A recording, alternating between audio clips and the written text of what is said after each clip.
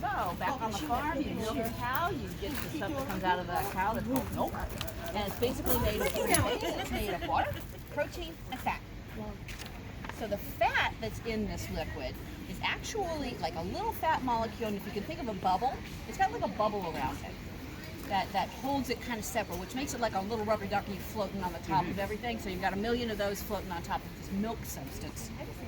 Now, what the farmers would do is they would all float at the top and they'd skim it off, hence skim milk, skim all of the fat off, and they get something like this, which we know is heavy cream.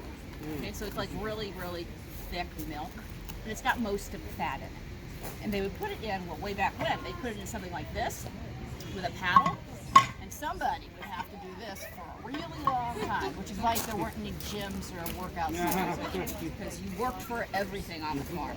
Now they got a little bit more modern, if you can call this modern, with this, okay? Now if you look inside, I'm getting pretty close to having butter in there, okay? So it started out as just heavy cream, so I've got all my fat in there, and what these paddles did, you know, whether it was getting beaten up over here or beaten up over here, is it breaks the bubble around the fat. So now you've got all this fat floating free on the top, and it's really sticky stuff. So it would stick to the other fat that it was banging up against, and eventually you'd get a big ball of butter. And there'd be a little bit of liquid left in here, so I'd scoop out the solid stuff and put it someplace cold so that it got even harder. And the stuff that was left in here, the liquid, is what they turned into buttermilk. Okay? Now, to take this from the cow to the factory where they bottle it up, the first thing that they're going to do is they're going to take all the fat off the top, so all they have left in this vat is skim milk. And they bottle that up and call it skim milk. They want 1% milk, they take some of that fat and they put it back in. There's your 1%. You put more fat back in, you got your 2%. Then your 4%, which is what we call whole milk. And then it goes half and half, light cream, heavy cream. Heavy cream being the most fatty of the substances, which you can turn into whipped cream. And if you're not paying attention and you whip it too long, you get butter. We were doing some research this morning, and we actually learned that this is one of George Washington's favorite foods. And back in the colonial days, it was very, very, very expensive to make, and only the incredibly affluent could afford it. Why do you think that was? Salt. Yep, so salt's an import, right? So the salt was expensive. You need sugar to make ice cream, so sugar is expensive, that's an import.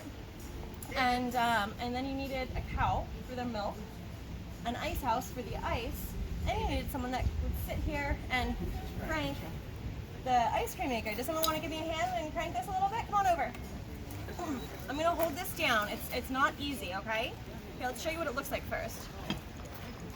You guys want to see how it started? See how thin it is? There's not a lot of milk in there either. So this is milk and sugar. We added some heavy cream because we needed, you know, more of the, we don't have it fresh out of the cow anymore.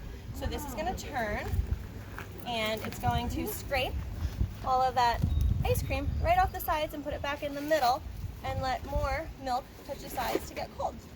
It also adds a lot of air to it, which is what gives it that really fluffy, rich, creamy consistency. So we're going to put it all back together. You want to give it a crank? Can I do it this way? It doesn't matter, that's fine, yeah. Go for it. Keep going. It gets tough. Oh yeah, keep going, keep going. Keep going. Oh, There you go. This is how they made ice cream. Keep going. See what I was, oops. There you go. You're good. Keep going. Push. One more crank. You want to give me a hand? Yeah. There you go. See why it was such a treat back in the day? Yeah. Do you think you would eat ice cream all the time if this is what you had to do to get it? No? Do you want to try some ice cream? Come on. All right. I don't know. These are pretty bulletproof. Okay. Want to come around here for me? Ready? Yeah. Alright, that's what you just made. About Now, how long churning would it take? This took us about 40 minutes to get to, but we were also sitting out in the sun.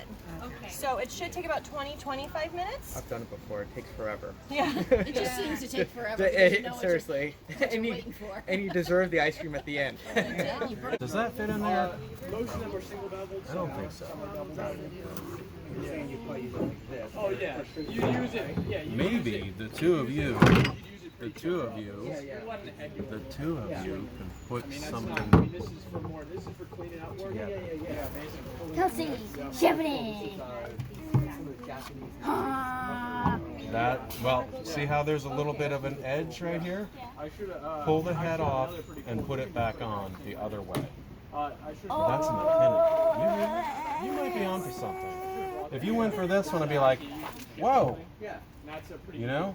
cool pattern too. exquisite taste. And that's a really special one. That's But you picked a winner. So like back in the early 1900s, a lot of manufacturers. You know what I think fits that one? Yeah, and they cost a lot to manufacture. This one. So that went away pretty quickly. Ha. That's a But then it got it.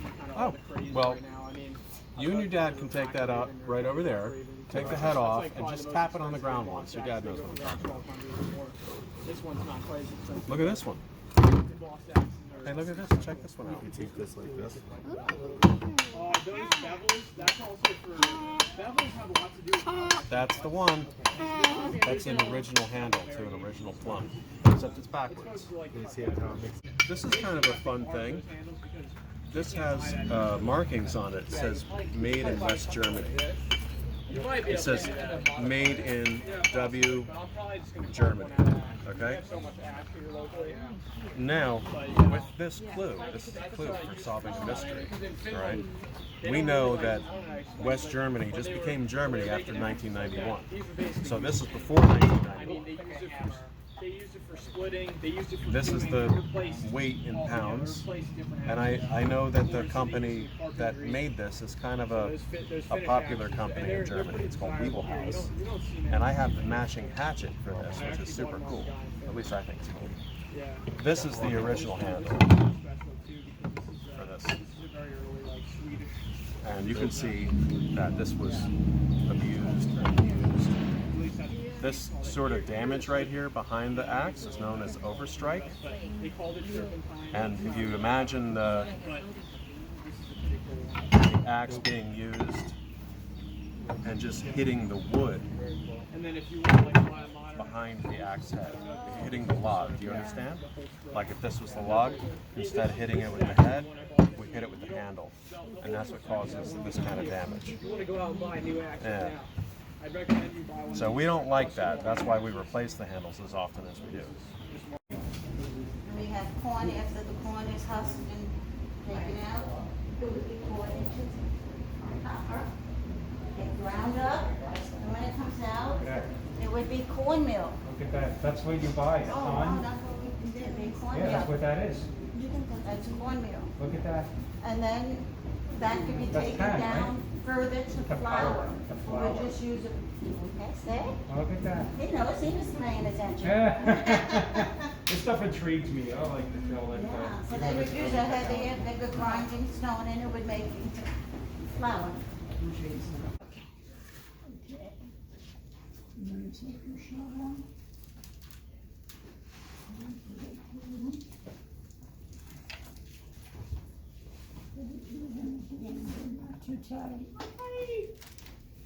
Mr. Penyak. How are you? Nice to see you. How's everything? Good. Enjoying your, you look younger since I saw you. I don't know about that, but What are you up to? actually right now I was chatting with the axe guy back there. Yeah. And so now I'm like, I wonder if we have any axes in our collection made by famous blacksmiths. So I'm trying to You pull think? a list for him to see and No see if he kidding. can tell me any of the markings You have So- pictures of them? of some of them. Not a lot, unfortunately. Nice. We need volunteers to help us with Yeah. our inventories. How's the and, museum doing? I mean, we're trying to get back on track. It's been a rough. Hey, great. I'll tell you, this is hot. It's got melted wax in it, and the pot is hot too, so don't touch that. But I dipped this one a couple times already.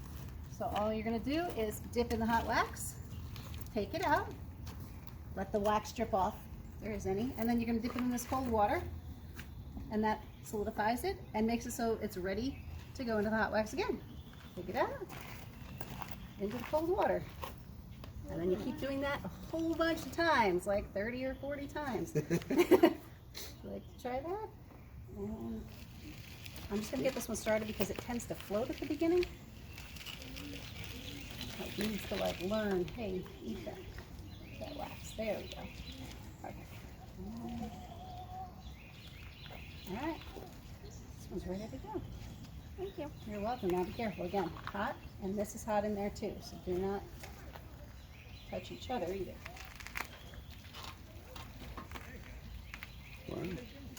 What does the cold water do? It hardens the wax so that you can then go back into the hot wax. If you didn't have the water, and I was trying this at the beginning today, if you just dip it in and then take it out, it doesn't cool quickly enough. So then you have to wait until it cools before you can dip it again. Otherwise, it'll just gonna come off. And before we were out in the sun, so it just wasn't solidified. But we have the water now, so it'll work.